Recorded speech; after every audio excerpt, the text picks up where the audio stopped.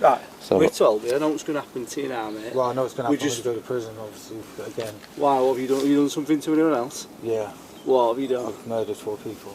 On Saturday, the 18th of September 2021, a devastating and tragic event occurred in Killemarsh, Derbyshire.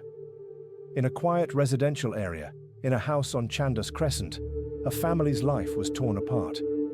The victims were Terry Harris, a 35-year-old mother, her 2 children, John Paul Bennett, aged 13, and Lacey Bennett, aged 11, along with Lacey's friend, Connie Gent, also 11, who had stayed over for a sleepover that night.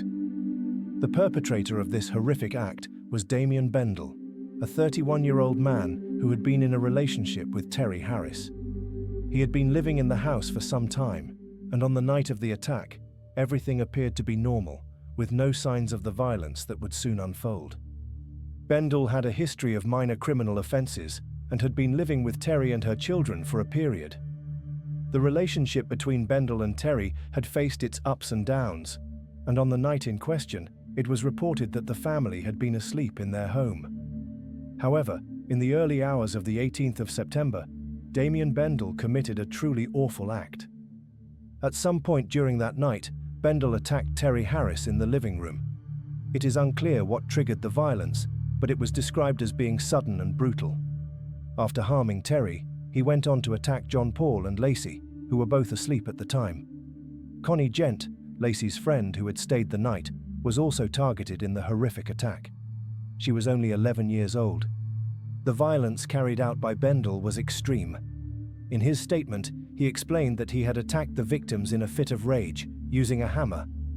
The attack was said to have been quick and overpowering, with the victims being unable to defend themselves. The full extent of the injuries inflicted upon Terry, John Paul, Lacey and Connie was later revealed to be devastating, and there were no signs of survival for any of them. After carrying out the attack, Bendall did not immediately leave the house. Instead, he stayed there for several hours, moving around the property as though nothing had happened. In the early hours of the next day, he went to sell an Xbox that belonged to John Paul. It was reported that Bendall sold the Xbox in exchange for drugs, showing his indifference and lack of remorse for what he had just done. The following morning, the families of the victims grew increasingly concerned when they could not reach Terry or her children.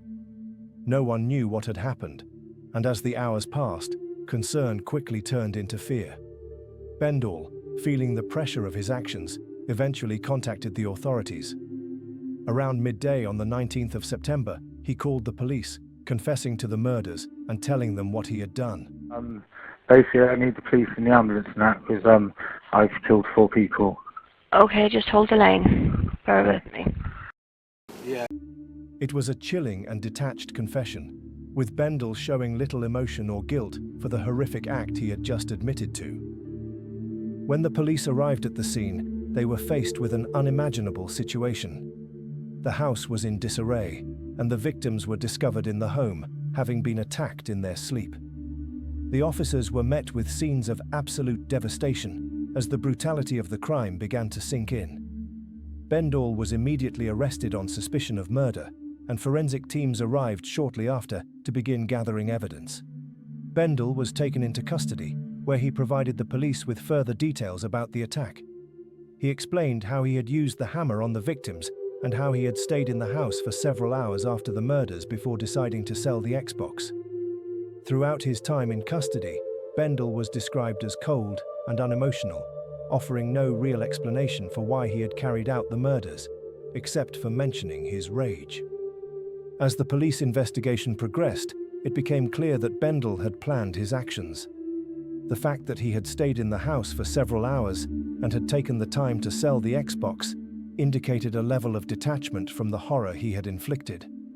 In his statements to the police, he showed no remorse for his actions, and it became clear that he was willing to face the consequences without showing any sign of guilt. On the 21st of September 2021, Bendall was formally charged with the murders of Terry Harris, John Paul Bennett, Lacey Bennett, and Connie Gent. The case was met with shock and disbelief as the small town of Killemarsh struggled to comprehend the scale of the tragedy. The victims, especially the 2 young children and their friend, had their whole lives ahead of them. and the community was left in a state of grief and anger. In December 2022, after pleading guilty to the murders, Damien Bendall was sentenced to life in prison. The judge handed down a whole life sentence, meaning that Bendall will never be eligible for release. The sentence reflected the brutality of the crimes he had committed, and it was clear that the judge felt that there was no possibility for rehabilitation.